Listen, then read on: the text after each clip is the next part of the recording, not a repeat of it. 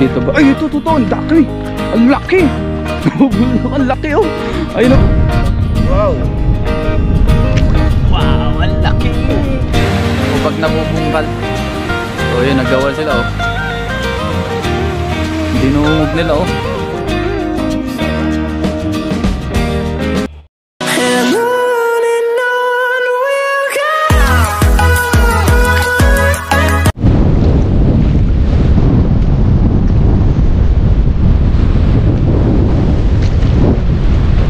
Guys, kumusta kayo lahat? Sa video ito, tayo ngayon ay maglalatag na lambat. Yan, paggabi na po. Ang oras natin ngayon ay 5:20. Pero sobrang dilim na po. Ayun, oh, mabilis ngayon magdilim. Yung tubig pala ngayon ay hindi pa nababa, kaya hindi pa tayo makapaglatag. So maghihintay pa tayo ng mga ilang minuto, siguro mga 30 minutes pa bago tayo makapaglatag dyan. Ayan. So hintay-hintay lang tayo dito sa gilid ng dagat. Lakas din ng hangin, pasensya na po kayo. Mabilis ang latag lang tayo ngayon. So abangan na lang natin mamaya. Tapos bukas din natin pantawin ng maaga tayo bukas para magpantaw ng pamanti. Sana meron tayong mahuli. Pasensya na po muna kayo kung medyo mahangin. Lakas ng hangin ngayon. Ayun, makita nyo sa windmill.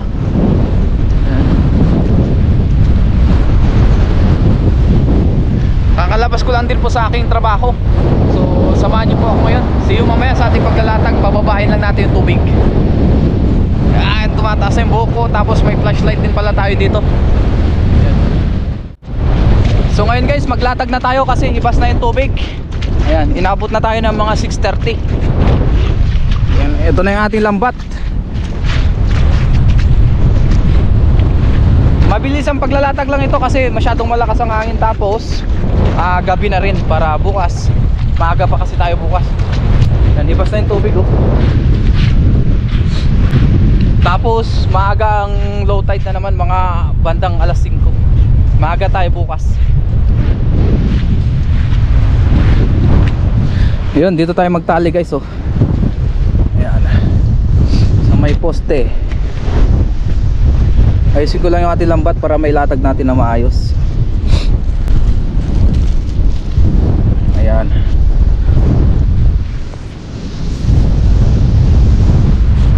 Tapos dito natin itali sa may poste. Madalas natin pinagtatalian. Tali natin mabuti para hindi basta matatanggal. Kasing tibay ng pagmamahal mo sa asawa mo. Yan, ayos na yan. Matibay na yan. Yan, tsaka natin pakawalan na yung lambat natin. Ayusin ko lang to. Yan. Unti-unti nating ilatag. Yan. Sa dibdib ko na lang linagay yung ating camera kasi wala tayong kasama. Ayan. Try mailatag natin na maayos itong ating lambat. Ayan. Unti-unti nating pinapakawalan. Sana umabot. Umabot kaya to. Ay, yun lang guys, hindi umabot. Hindi umabot doon, oh. Konti na lang sana eh. Ngayon ang gagawin natin, tatalian natin yung ilalim. Ayan. Tali natin ng mabuti.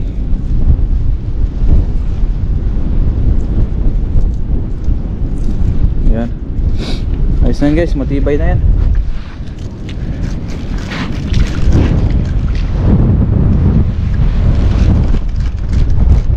Tsaka natin itali dito. Ayan. Itali natin mabuti. Yun.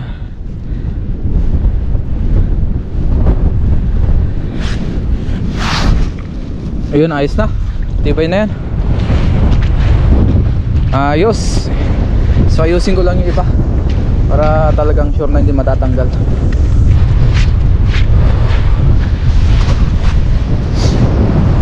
So uwi na tayo guys.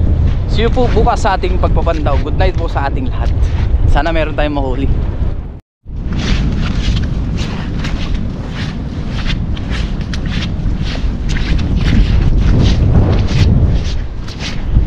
What's up guys? Kumusta kayong lahat? Sa video ito Tayo ngayon ay magpapandaw. Balikan na natin yung ating nilatag kagabi.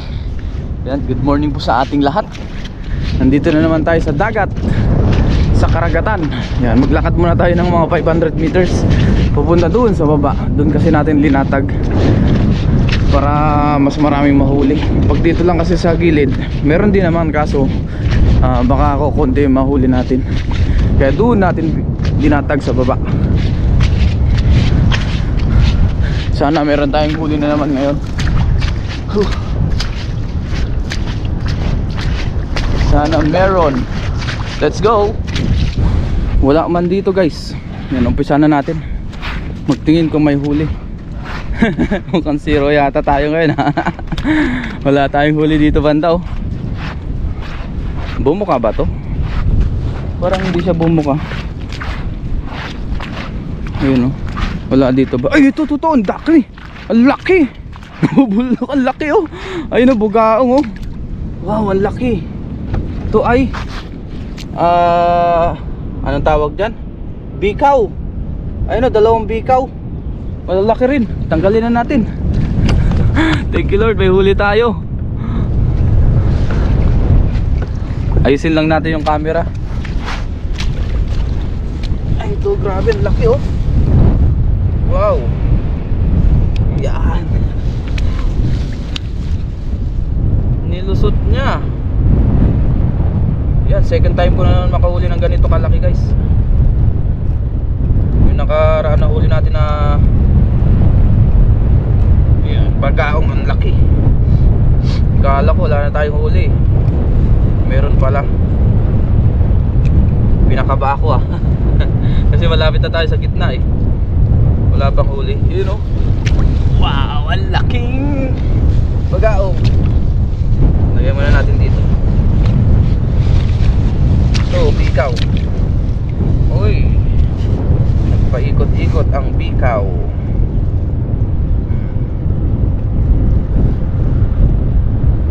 Ginataman niya. Yan. Thank you Lord sa paisda na naman.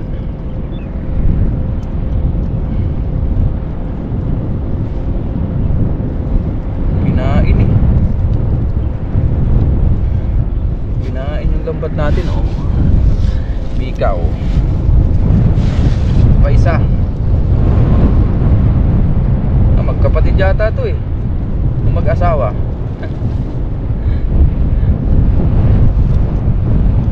Yan, pangalawa. Hanap pa tayo. Baka meron pa.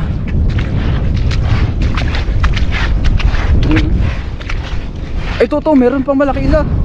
Bukaong ulit oh.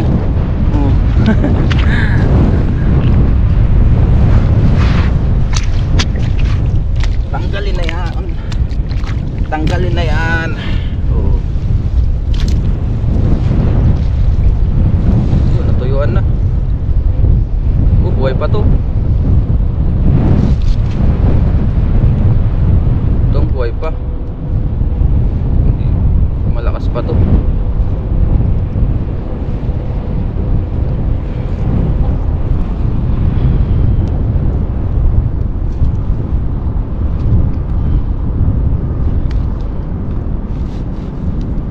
Yun. Yan, hinawakan na natin sa hasang para hindi na makawala. Yan, dyan ka ngayon magwala. Sana mayroon pa. Ito, hindi maiwasan yung mga basura. Meron na tayong pang ulam-ulam. Sulit na. Meron pa kaya?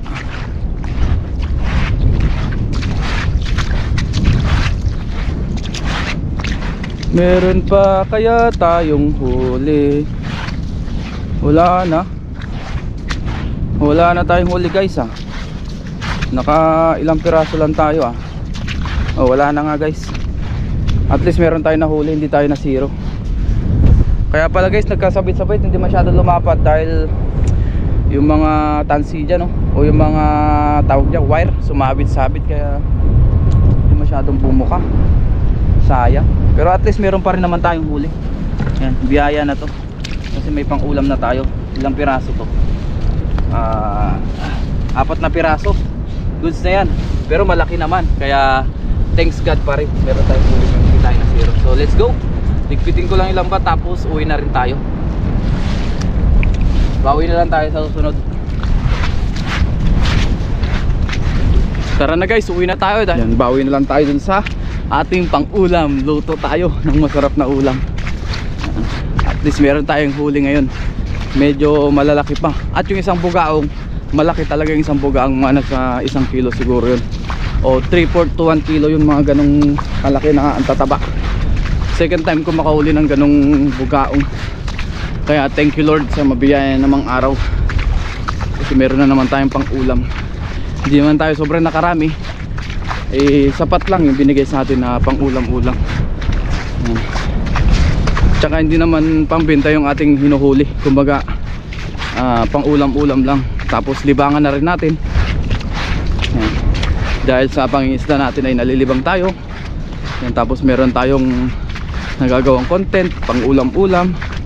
At meron pa tayong napapanood sa ating channel na fishing adventure.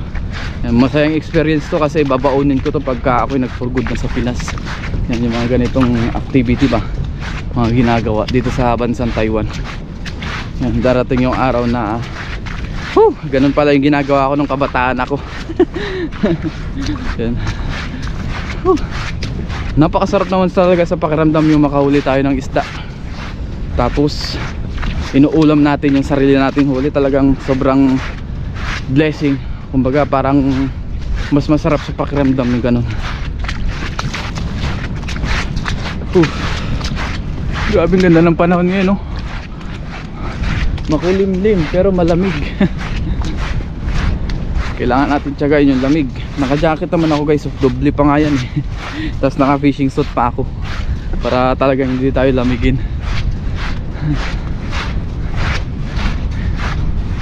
Dito sa bansang Taiwan, masipag ka lang mangisda, pwede ka makalibre ng pang ulam-ulam. Lalo na kung malapit ka sa dagat o kaya ilog. Sobrang talagang blessing. Ngayon guys, nandito na tayo sa dorm. Tapos nandito tayo sa likod ng aming company na pinagtatrabahuan. Puro palayan dito. Yan, nag-uumpisa na ulit silang bungkalin yung lupa. Gamit nila yung mga machine, yung mga tractor. Ayan. Dito puro palayan po dito. Ang daming ibon ngayon, no? Pwede sana tayong kumuha doon ng labong, yung kawayan doon. Kaya lang baka hindi pwede. Dahil hindi naman tayo nagpaalam. Pagka nakita na natin yung yung may ari dito na lupa, yung matandang Taiwanese, subukan natin humingi kasi maraming labong doon. So kuha na tayo ng ating pangluto o yung panghalo natin sa ating lulutuin na ginataang bagaong. Kuha tayo ng tanlad, ihalo natin, o lemongrass. Let's go, magluto naman tayo. Nandito na tayo sa dorm. Nandito na tayo sa malawak na parking o na lupain nila boss. Ayun, doon tayo madalas kumakain, no? Sa may mini garden nila boss. Dito tayo kukuha ng ating ihalo na tanglad.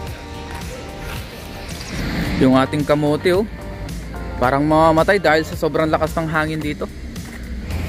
Ayan guys, dito tayo kuha. Ito, meron pa dito. Amoy natin kung mabango. Mabango. Ito po ay hindi pa siya yung sobrang lalaki, pero pwede nang kuhanan kasi sobrang kapal na. Kuha lang tayo ng panghalo natin, siguro mga 1 pirasong, yan. Kuha lang tayo 1 piraso o 2 piraso. Panghalo lang natin. Yan. Ito guys, okay na. Gusto ko po kayong batiin ng Merry Christmas po sa ating lahat. Yan, ilang araw na lang Pasko na. Merry Christmas. Tayo dito medyo malungkot ang Pasko natin kasi hindi natin makakasama yung ating pamilya. Di bali, babawi na lang tayo pag uwi. Merry Christmas po sa ating lahat. Ngayon guys, ito na yung ating bugaong. Yan, umpisa na natin iluto. Tapos meron na tayong mga ingredients dito na iwan na rin natin. Ayan, ilagay lang natin yung pechay muna. Ayan. Bago natin ilagay yung mga isda. Tapos lagay na natin ang ating mga bagaong. Ayan. Ito na pala yung ating mga nahiwa na ingredients. Yung sibuyas, kamatis, luya, at saka siling berde, at saka yung tanglad na nakuha natin. Sabayan na yung lahat. Tapos lagay na natin ating petsay. Tapos maglagay na tayo ng paminta. Ayan. Tsaka asin. Pampalasa. Kamay na natin. Nagugas naman tayo ng kamay. Tapos mantika, konti lang. Tsaka natin ilagay yung gata, yung pinakahuli. Yan, para masarap yung ating sabaw.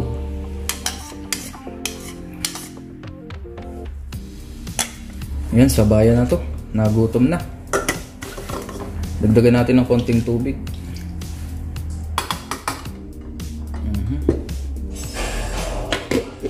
Iluto na natin to, guys. Isalang natin sa ating kalan.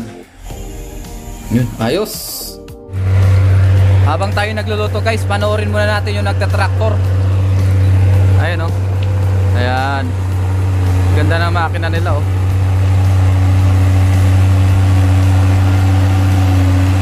Ayan, kita nyo yun, oh. Meron din naman ganyan sa atin, guys. Daming ibon, no? Kasi pagka nabubungkal yan, inaabangan nila yung mga uod na lumilitaw. Ayun. Dahil malapit na naman ang taniman, mga bandang March. Kaya ngayon, inaayos na nila, binubungkal na nila.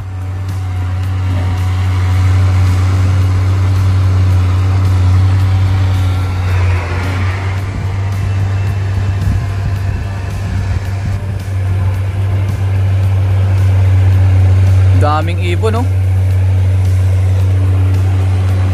Yan, daming ibon, ayun, no? Ano kayang ibon yan, guys? Yung ganyan. Load muna tayo habang nagluluto. Habang naghihintay tayong maluto yung ating ginataan. Pinapakulo ko siya sa mahinang apoy para unti-unting maluto. Ayan, o.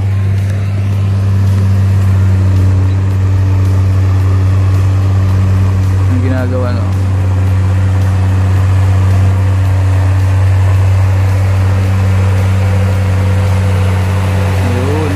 Sinusundan ng ibon, oh. Ang galing, ah.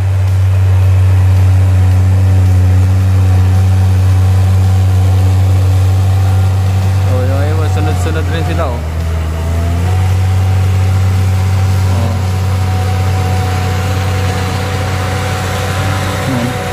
Ang dami, oh.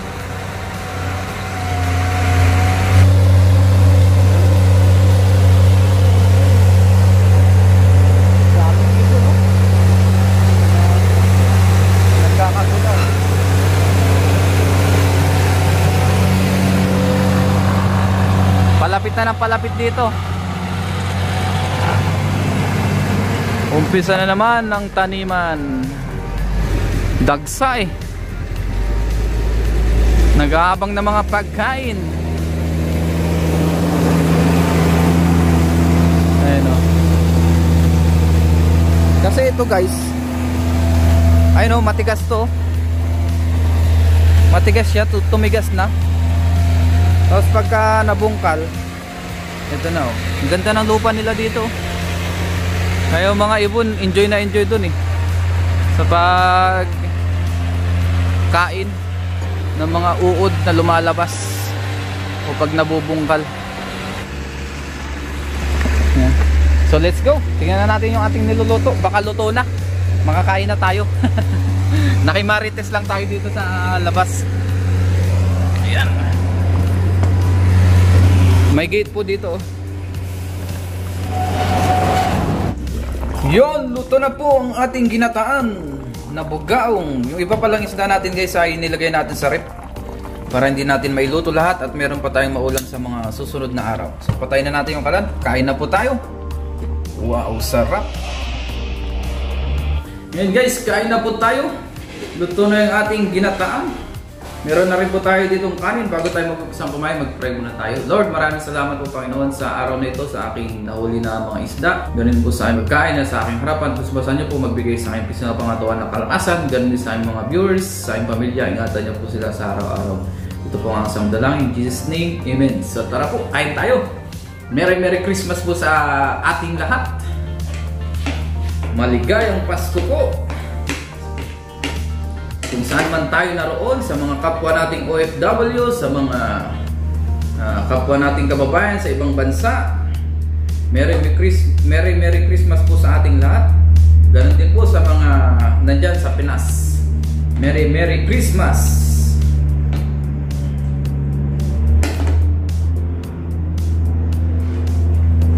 Yun.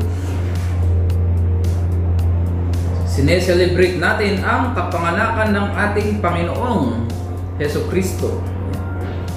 Kaya nagse-celebrate tayo ng Christmas o Christmas. Bukas po ay magsimba tayo. Yan, abangan natin, iba-vlog ko rin po. Tamang-tama. Bukas po ay Sunday.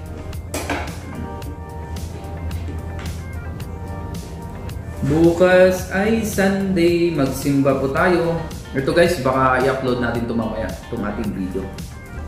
Mag-edit tayo mamaya pagtapos natin kumain, tapos upload agad natin. Kain po tayo.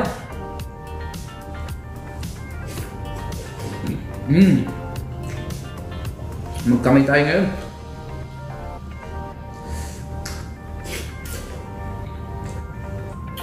Ang bango.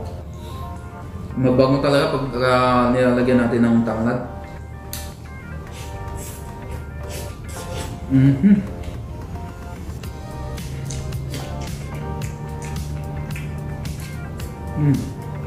Ang tabang ng bukaon. Napakalasa.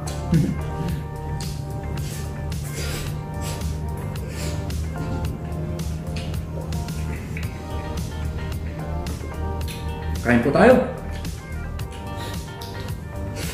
Muli, maraming salamat po ulit sa inyong walang sawang suporta dito sa ating channel, sa mga palagi nagko-comment, mga silent viewers natin, maraming salamat po sa inyong lahat. Sa mga pag-like ng ating vlog, malaking tulong po sa atin yan. Yung mga like nyo. Kaya thank you po sa inyong lahat. Malapit na naman mag 2024. Kaya marami pa tayong gagawing fishing adventure dito sa bansang Taiwan.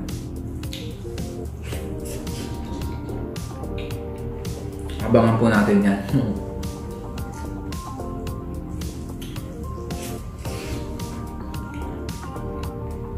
At nalalapit na rin yung ating pag-uwi. Konting-konti na lang. Malapit na tayong umuwi sa Pinas. Thanks God sa mga blessing na dumarating sa buhay natin. Thank you. Paggising pa lang natin sa umaga ay biyaya na kasi nakakahinga pa tayo. Kaya thanks God.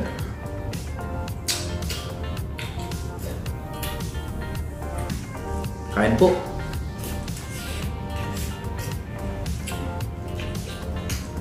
Sarap isabaw yung kanyang gata. Yung ginamit pala nating gata guys ay yung nabibili natin sa grocery. Yung para siyang purong gata. Ang tawag doon, liquid na gata. Hindi siya powder.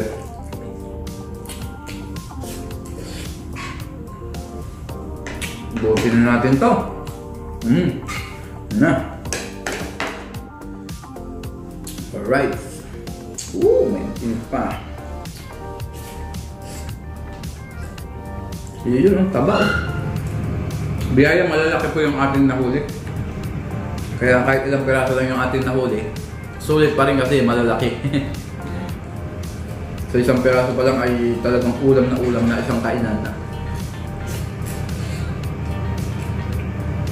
Mamaya, yun na siya. Yung natira natin yung niluto, ulam ulit natin. Diba? Laking sabil sa atin. Hindi na tayo bumibili ng isda.